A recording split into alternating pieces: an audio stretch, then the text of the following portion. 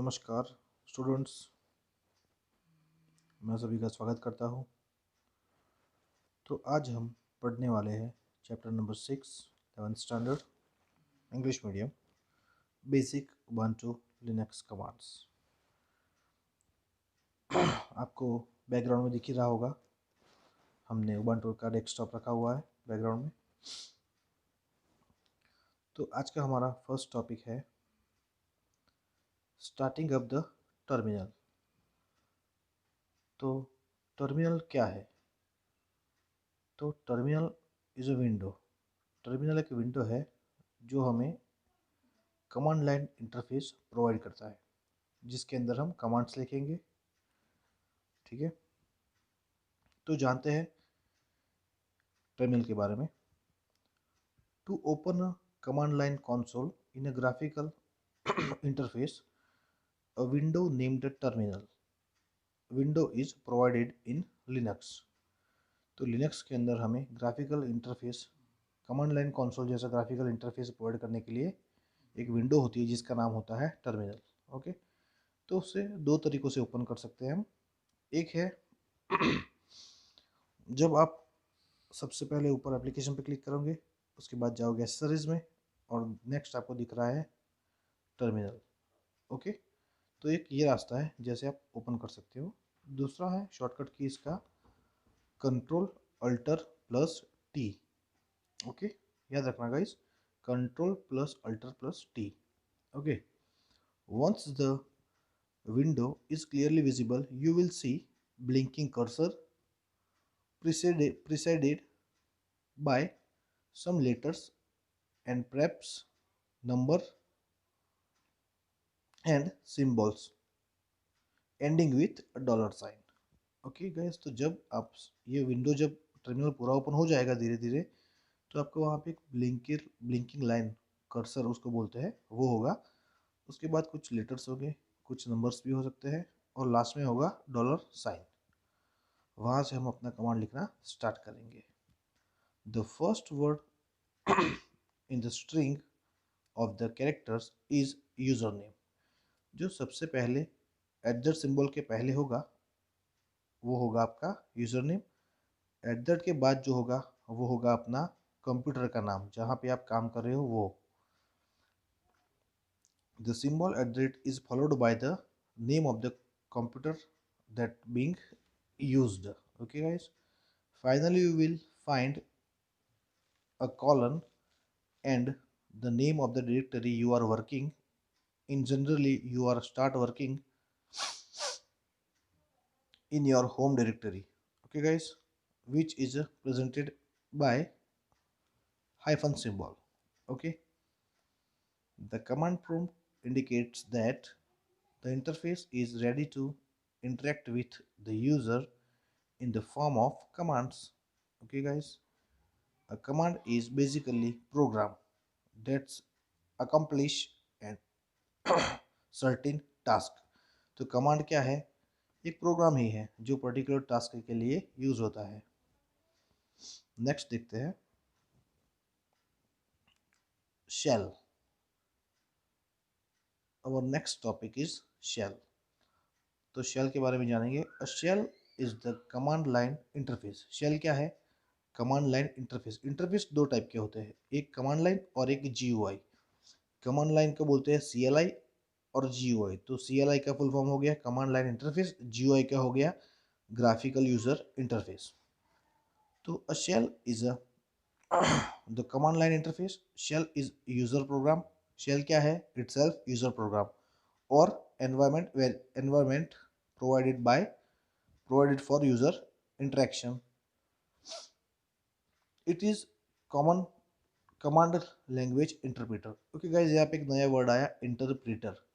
तो इंटरप्रेटर क्या है वो समझेंगे हम। तो इंटरप्रेटर में क्या होता है, जब आप कोई कमांड एग्जीक्यूट कर, कमांड लिखते हो, सपोज मान लो आपने इको लिखा, तो इको आपने यहाँ पे कीबोर्ड से लिखा, लेकिन सिस्टम को, कंप्यूटर को कैसे पता चला, लिनक्स को कैसे पता चला कि आपने इको लिखा?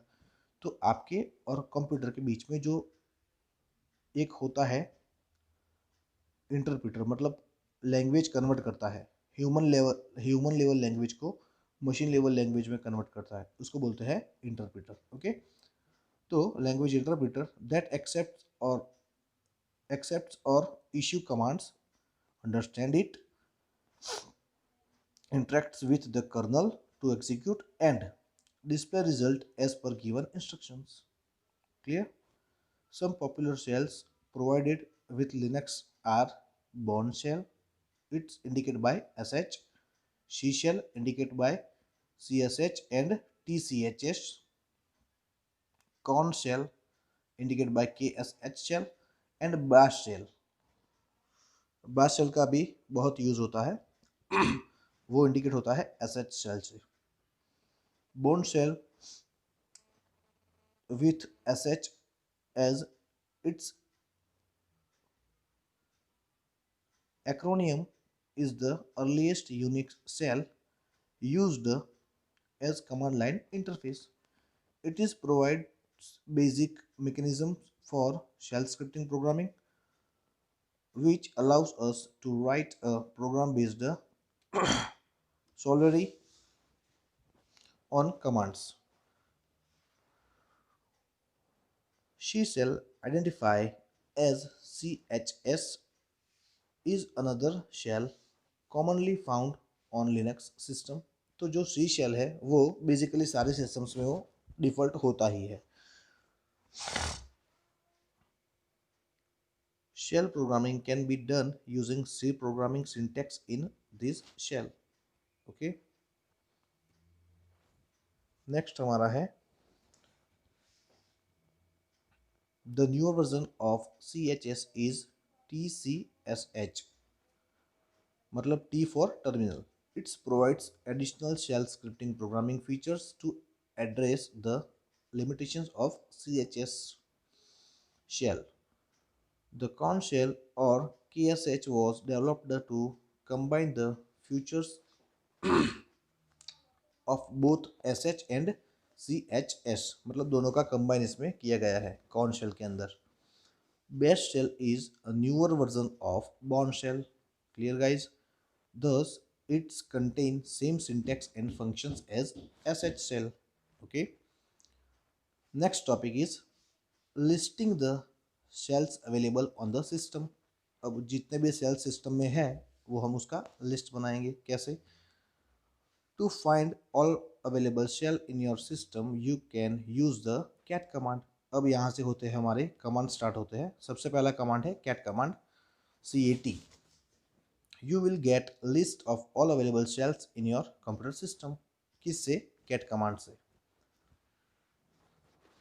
Determining the default shell. अभी कंप्यूटर के अंदर डिफ़ॉल्ट शेल हमारा कौन सा चालू है वो जानेंगे कैसे, वो देखते हैं. Each Ubuntu Linux account is configured with certain shell as its default command line interface. Each time you log on, this system default shell is utilized for working with the system. जब भी हम computer के अंदर login होते हैं उस time shell start हो जाता है, यूटिलिटी उसकी स्टार्ट हो जाती है. Linux operating system comes with certain variables that contain current environment settings as its value and thus are known as environmental variable. जब भी हम कंप्यूटर के अंदर लॉगिन होते हैं किसी भी कंप्यूटर में हमारे यूजरनेम पासवर्ड से तब ये सेल स्टार्ट हो जाते हैं. तब हम सिलेक्ट करते हैं बाश शेल या फिर कॉर्न शेल, जो भी सी शेल, उस टाइम उसके अंदर हम लॉगिन होते हैं और उस तरफ से हमको काम करने की परमिशंस मिलती है. The value of default shell is stored in one such environmental variable named shell. तो सारे शेल का जो शेल होता है वो कहाँ पे स्टोर होता है? बाय डिफॉल्ट SHELL नाम के वेरिएबल के अंदर. Clear guys? Thus, by displaying the value of variable shell, we can come to know which our default shell is. Okay? To display the value of the variable, echo command can be used. अब यहाँ पे दूसरा एक command आया eco. तो eco command का use क्या है गाइस? तो इको कमांड यूज़ होता है मैसेज प्रिंट करने के लिए लिनक्स टर्मिनल के अंदर. ओके. Type eco. डॉलर हमने किस लिए लिया? क्योंकि हम उसकी वेरिएबल है, वेरिएबल की वैल्यू प्रिंट करने के लिए हम डॉलर का यूज़ करेंगे. डॉलर के बाद जो भी आप लिखेंगे वो एज ए वेरिएबल कंसिडर होगा. ओके. तो echo $shell on the command prompt and press the enter key. So default shell will be displayed on the screen. Clear guys? Next है चेंज द करंट सेल। हमने पहले sales के बारे में पढ़ा, अब आते हैं सेल को चेंज कैसे करेंगे। To change your default shell, type the name of the shell you want to use on the command line. Simple, हमें जो भी कमांड यूज करना है वो हम लिखेंगे। For example, if you want to use the C shell, type CHS at command prompt, then press enter key, तो आपका सी सेल स्टार्ट हो जाएगा। और अगर आपको बैक होना है, मतलब कि आपको उस शेल से बाहर निकलना है, तो क्या करेंगे, Ctrl+D, याद रखना गाइस, Ctrl+D की यूज करेंगे बाहर आने के लिए।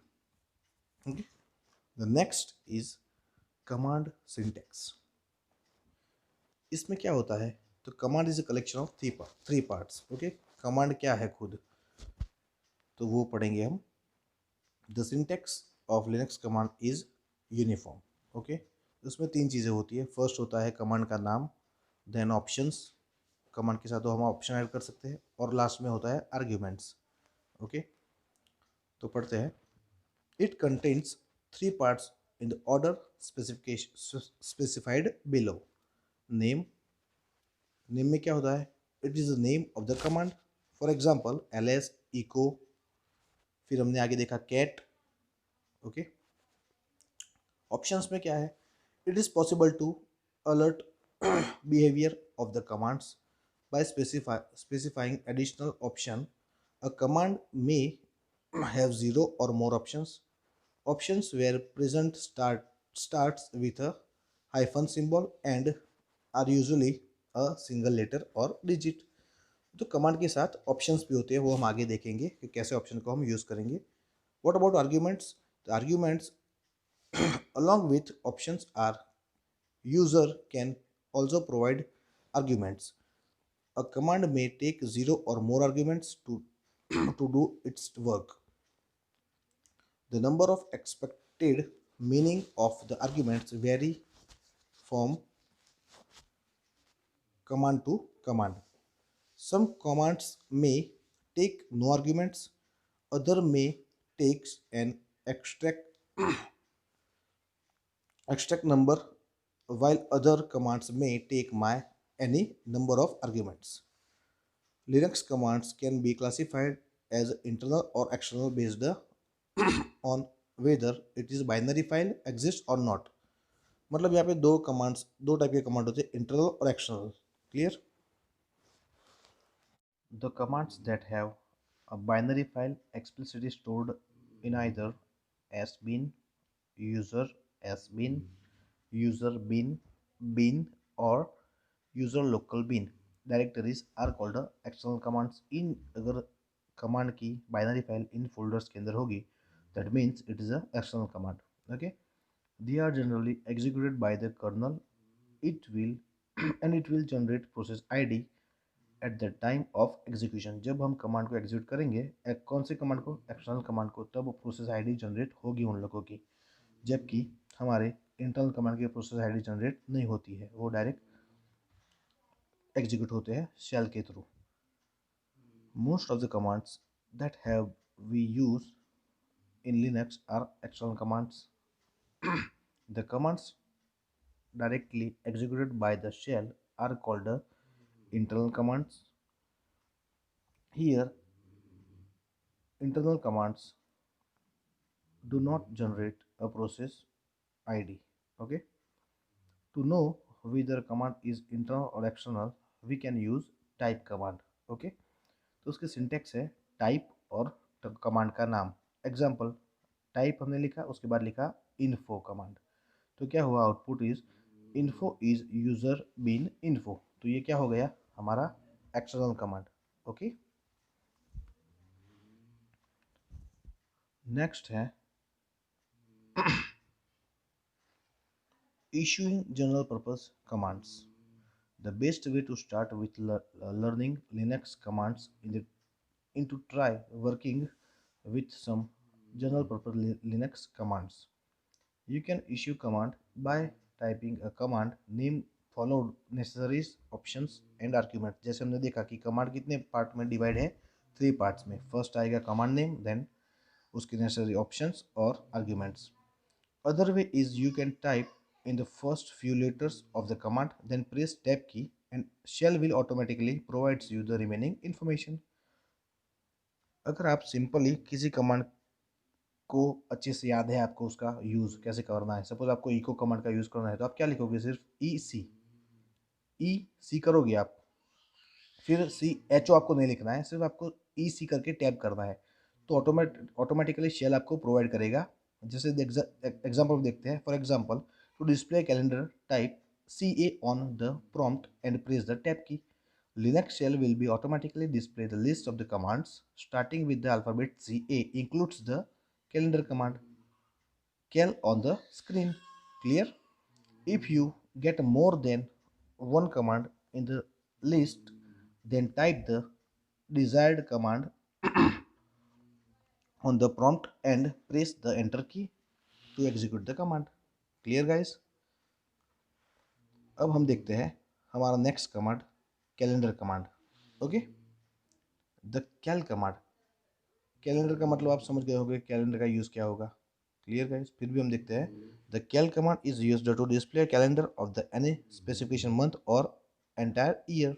Okay, the default output of the cal command is calendar of the current month. याद रखना, we can change the calendar as per our requirement. For example, to display calendar of December 2020 type the following command of the prompt and press enter की। Okay, हमें चाहिए 12 दिसंबर 2020 का calendar.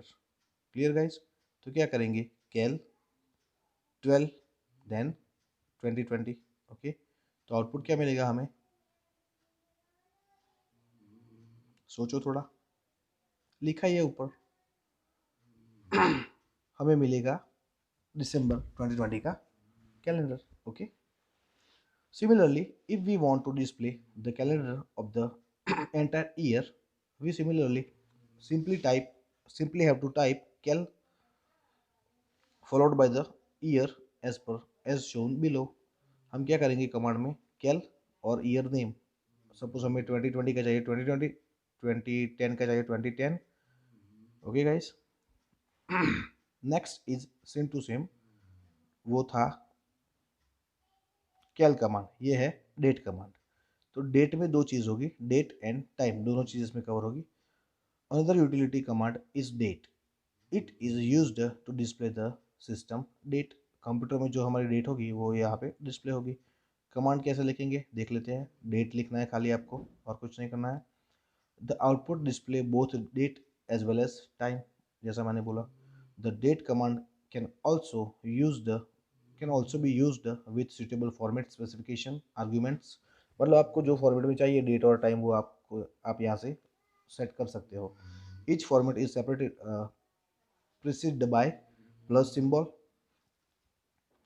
followed by percentage operator and a single character describing the format। Okay, for example, to display only the current date in month did MMDDYY, मतलब month day और year format में आपको चाहिए, तो आप क्या करोगे, नीचे जो लिखा है कमांड वो यूज़ करेंगे। तो कमांड लिखेंगे $date प्लस %d, आपको यहाँ पे आउटपुट मिल जाएगा। द नेक्स्ट इज जैसे हमने पहले ही डिस्कस की कि इको कमांड का यूज़ क्या था, तो हमें पता चल जाएगा कि कुछ डिस्प्ले करने के लिए। चलिए देखते हैं। We need to display a message very frequently when we use command prompt. Yes और no? Exactly yes. The echo command is used to display message on the terminal. For example, type the following command and press the enter key. The string written after echo will be displayed on the monitor screen. Okay, हम command लिखते हैं echo space high comma I am learning Ubuntu Linux, तो उसका output क्या रहेगा, eco निकल जाएगा, सिर्फ रहेगा high I am learning Ubuntu. मतलब हमने जो इको के बाद जो स्ट्रिंग लिखी वो वैसे की वैसे प्रिंट हो जाएगी। Okay guys, the echo command can also be used to display value of variables. For example, define suppose, अब हम क्या करेंगे, एक वेरिएबल लेते हैं कॉस्ट नाम का, जिसकी वैल्यू हम देते हैं 10, और अब हम 10 को प्रिंट करो, जैसे हमने शेल प्रिंट किया था पता है आपको पहले, उसी तरह से हम यहाँ पे टेन को प्रिंट करेंगे, मतलब कॉस्ट में अभी 10 वैल्यू है और हम प्रिंट करेंगे कॉस्ट को, तो क्या प्रिंट होगा 10। देखते हैं कमांड हमने क्या लिखा, इको द कॉस्ट। देखो अभी हमने इको के बाद हमने स्पेस करके क्या लिखा, टेक्स्ट लिखा है, the cost of product is R S dot. अब हमने क्या किया, डॉलर साइन और फिर लिखा है कॉस्ट, तो डॉलर के बाद जो होगा वो वेरिएबल होगा, पहले मैंने बोला था। तो उसका आउटपुट ये आ गया, the cost of product rupees 10। Clear guys? Notice that the string we have written cost twice. हमने कॉस्ट 2 बार लिखा है, दिख रहा है आपको? देखिए फर्स्ट लाइन में echo the cost of product is cost, लेकिन लास्ट वाला कौन सा है, डॉलर, और फर्स्ट जो है वो स्ट्रिंग है। ओके, उसके बाद है क्लियर द स्क्रीन, मतलब क्लियर कमांड। नाम से ही पता चलेगा हमको कि ये स्क्रीन को जो भी डेटा है वो रिमूव करने के लिए है, राइट। फिर भी देखते हैं, while working on command prompt you must have observe that the screen often gets full at time. It is also become difficult to see the output clearly. We have one simple solution for this problem. User the clear command to remove the data on the screen. Simple, हमें clear लिखना है, सारा data clear हो जाएगा। Okay, next है getting help on the Linux commands. अभी हमें बहुत सारे कमांड्स याद रखने पड़ते हैं जिसमें दिक्कत हो जाती है, कुछ कमांड्स हम भूल जाते हैं, कुछ कमांड के यूज़ हम भूल जाते हैं। उसके लिए हमारे पास ये एक सॉल्यूशन है। तो Linux provides two inbuilt commands, namely help and man, to assist the user while working on the command line interface. Okay guys, दो कमांड है जो हमें हेल्प करेंगे, कौन से, help and man. Okay, all the commands that we use in Linux supports the -h और help option। Okay, तो command के पीछे हमें सिर्फ h लिखना है जिससे हमें उसके बारे में पता चल जाएगा। This option generates a small description of the how to use the command। okay, the alternate mechanism to get help on the command is used to Linux online manual। The man command activates a manual corresponding a specific command that we need to look at। okay guys, कौन करेगा, man command manual active करेगा। For example the command man M V. अब M V एक नया command है जो use होता है रीनेम और फाइल को एक जगह से दूसरी जगह पे मूव करने के लिए। तो the command man M V will show us manual of manual for the move command. Okay guys, if in case we want only small description of command, then we may use the what is command। okay, the next command is what is command। if give us a one line, ये क्या करेगा, हमें एक line में उसका use समझाएगा हमको। It gives us one line explanation of the command but omits any additional information about options। okay guys, many times it may happen that we may not know which command to look for exactly। okay, कुछ time ऐसा होता है हमें पता नहीं होता है। it is in such situation we may use the apropos command। the syntax of the command is mentioned below। तो हमें क्या करना है, पहले apropos लिखना है, उसके बाद कोई भी वर्ड लिखना है। सपोज हमें कुछ काम करना है किसी चीज़ पे, तो हम उसका यहाँ पे नाम लिखेंगे। whenever we execute this command we will get a list of all commands that has the string, मतलब जो भी हमें पीछे apropos के बाद हमने लिखा होगा वो, तो हमने यहाँ पे string लिखा है, तो the string as the part of the command और command description। ओके, तो string word जहाँ पे भी यूज होता होगा वो कमांड की सारे लिस्ट हमारे पास आ जाएंगे। For the example if we type apropos copy the command prompt and try to execute it then we may get screen full of commands that have copy as a string within the command or its description। okay guys, अब next है working with directories. मतलब what is meaning of directory, directory means folder. Folder याद रखोगे जल्दी याद रहेगा आपको। Okay. In Linux directory is a special type of file that is used to store files and other directories. Here slash symbol represents the root directory. All other directories come under root directory. मतलब main कौन सी होती है? Root directory, उसको हम home directory भी बोल सकते हैं। Home directory, when a user logged on the system, Linux automatically placed the user in the directory called the home directory। जब भी हम लॉगिन होते हैं तो सबसे पहले कहाँ पे जाएंगे? सिंपली मेन होम डायरेक्टरी में। It is created by the system at the time when user account user account is created, and generally will have a path home then username जो भी आपने दिया होगा वो। Here the username refers to the login name, as I say. For example, if the username is Ankit, then the home directory will be home/Ankit. Okay. It is possible to change the it is possible to change this path if needed। जरूरत पड़ने पर हम इसको change भी कर सकते हैं।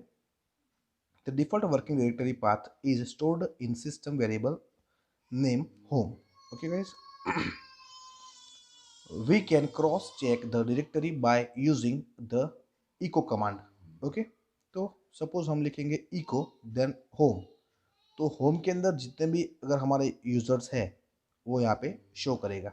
At the time जब हम लॉगिन है तो एट द टाइम एक ही पर्सन लॉगिन होगा, तो यहाँ पे दिखा रहा है जो भी लॉगिन है उसका नाम Ankit. Note that the path display using this command is an absolute path name. Absolute path name a sequence of directory name separated by the slashes. Okay. तो यहाँ पे क्या होगा कि सपोज होम के अंदर अंकित के अंदर कोई भी दूसरी फाइल्स होगी तो वो सब कैसे सेपरेट होगी? तो स्लैश से। ओके। स्लैश करेंगे हम दोनों डायरेक्टरी के बीच में। An absolute path name show a location in reference to the directories. The first slash is synonyms to root directory while the other slashes act as a delimiters to the other directory names. मतलब first होगा slash, वो क्या होगा? Root directory के लिए, उसके बाद सारे अलग अलग मतलब उसके अंदर ऐसे वो सेपरेट हो जाएंगे। thus thus the directory Ankit is located within directory home, which further is located in the root directory। Similarly, the directory home administrator refers to the directory of username administrator। Okay, the next is PWD, means present working directory। After we log into a system, we can move around from one directory to another directory for data changes, copy, move, जो भी कुछ काम करते हैं हम लोग, तो उसके लिए क्या करते हैं? एक डायरेक्टरी में से दूसरी डायरेक्टरी में हम जाते रहते हैं। ठीक है। But any given point of a time we will be located only in one directory. एक टाइम पे हम किसी एक ही डायरेक्टरी में हो सकते हैं। Okay. The directory where we are located at the moment is known as a current directory or present working directory।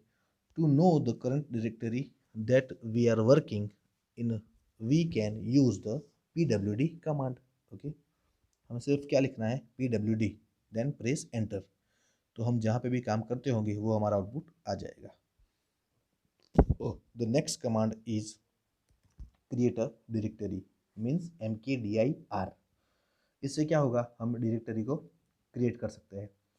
A directory is a Linux can be created using the mkdir command। The command takes the name of the directory to be created as its argument। Let us create a directory named subject। चलो हम यहाँ पे try करते हैं subject नाम की directory यानी कि फोल्डर बनाने का। तो उसके लिए क्या करेंगे? सिंपल mkdir स्पेस जो भी आपको डायरेक्टरी का नाम देना है वो हमने यहाँ पे एग्जांपल में सब्जेक्ट दिया है, तो यहाँ पे क्या होगा? सब्जेक्ट नाम की डायरेक्टरी क्रिएट हो जाएगी। Okay guys.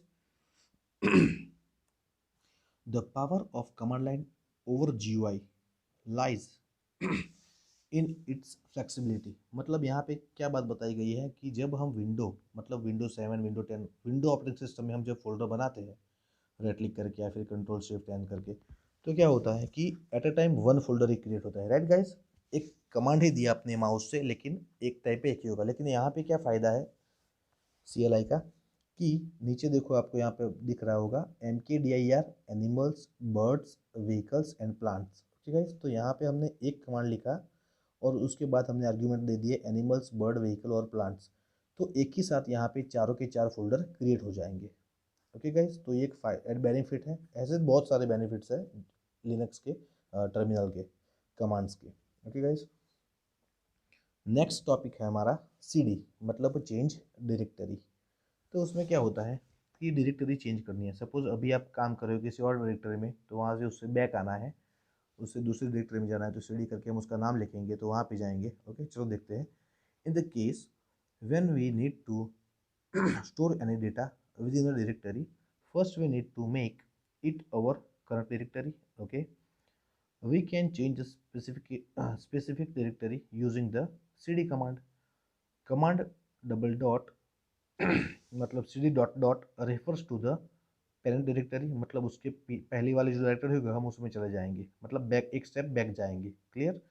Note that there should be one space between the cd command. Okay guys, यहाँ पे स्पेस कंपलसरी करेंगे हम, cd command and the double dot. Okay, next topic है हमारा रिमूव द डायरेक्टरी। अभी हमने क्रिएट की थी, अब हमको करनी है रिमूव। तो an empty directory can be deleted using RMDIR, और क्रिएट करने के लिए करेंगे क्या था, MKDIR। ओके, एग्जाम्पल देखते हैं फाइल को कैसे डिलीट करेंगे। तो RMDIR स्पेस जो भी डायरेक्टरी हमको डिलीट करनी है उसका नाम, science is a directory name and it will be removed using the above command only if it is empty. In case it is not empty, we will get a message RMDIR failed to remove science directory not empty. Okay, तो अगर ये इसके अंदर कुछ data होगा या directory होगी तो ये रिमूव नहीं होगा। तो उसके लिए हम क्या यूज़ करेंगे, सिंपल उसका ऑप्शन। तो उसका ऑप्शन क्या है, -R। ओके, तो RM space -R space science, तो वो डिलीट हो जाएगा। Clear guys? नेक्स्ट इज, अब है हमारा नेमिंग कन्वेंशन इन लिनक्स। अब लिनक्स के अंदर हम जितने भी नाम देते हैं फाइल या फोल्डर के या डायरेक्टरी के, तो वो कैसे देने हैं, क्या लिमिटेशंस है, उसके बारे में है ये। While creating any object like a directory or a file in Linux, we have to follow certain rules. Okay, guys. On most of the Linux system today, a name can consist up to 255 characters. ये एक limitations है। Unlike Windows, name in Linux can practically consist of any ASCII.